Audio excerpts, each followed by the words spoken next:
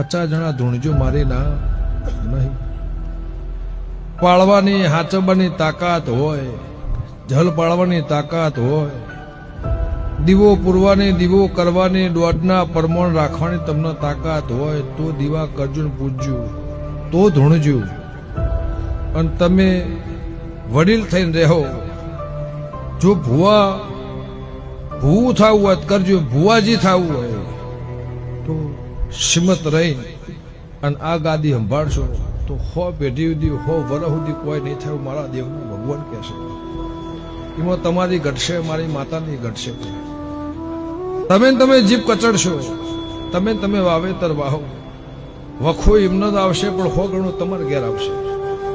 50 જણા ધૂણજો મારી ના નહીં. પાળવાની હાચવવાની તાકાત હોય, જલ પાળવાની તાકાત હોય,